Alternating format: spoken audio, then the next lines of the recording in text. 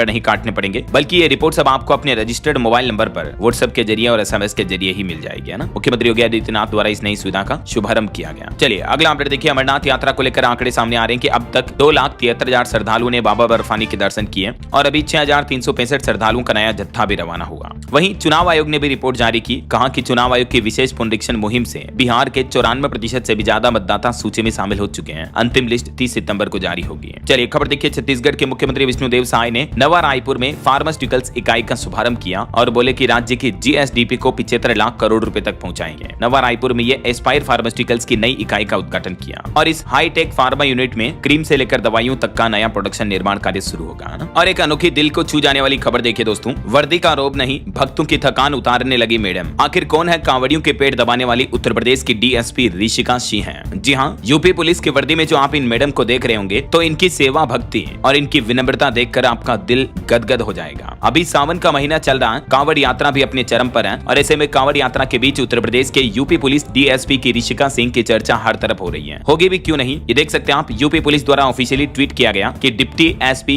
UP police Rishika Singh ji ने कांवड़ियों की खुद सेवा की, उनके पेड़ दबाए, पैरों में पड़े छालों पर दवाई लगाई। ये देख सकते हैं आप, वीडियो फुटेज भी है। वाकई में उत्तर प्रदेश पुलिस के इतने बड़े पद पर होने के बावजूद ऋषिका सिंह जी को जरा सा भी वर्दी का घमंड रोब नहीं है। कितने प्यार से ये कांवड़ियों से बातें कर रही है, भक्तों की सेवा कर रही है। ये कहती है कि कांवड़ियों में मुझे भोलेनाथ भगवान जी दिखते हैं। दिल से सैल्यूट यार ऐसी पुलिस कर्मी को। वाकई में क्या कहोगे आप इनके बारे में, कमेंट करके बताइएगा जरूर। और फिलहाल देखिए अगली खबर, उत्तर प्रदेश में अब किसान भाई लोगों के लिए भी अच्छा अपडेट आ रहा। समृद्ध होंगे किसान, मिलेगा 40% तक का अनुदान, सीधे खाते में आएगी धनराशि। दरअसल अब यूपी सरकार की तरफ से किसानों के लिए नवीन बाग रोपण पर 40% अनुदान देने की घोषणा की है। अब ड्रैगन फ्रूट, स्ट्रॉबेरी वगैरह इनकी खेती के जरिए किसान भाई लोग ज्यादा मुनाफा कमा पाएंगे और ये जो अनुदान होगा ये डीबीटी के माध्यम से सीधा किसानों के खातों में भेजा जाएगा। अगर किसान भाई लोग फ्रूट वगैरह के बागान लगाते हैं तो उसका 40% खर्चा मतलब यूपी सरकार उठाएगी, है ना। चलिए अगला अपडेट देखिए, भारत सरकार अपने कंट्रोल में लेगी ये द्वीप, रक्षा कामों के लिए अधिग्रहण किया जाएगा। दरअसल लक्षद्वीप प्रशासन बिन्ना द्वीप को रक्षा उद्देश्यों के लिए अधिग्रहित करने की सोच रहा है, जिसका स्थानीय सांसद हमदुल्ला सईद विरोध कर रहे हैं। तो अभी भारत सरकार का ये प्लान है।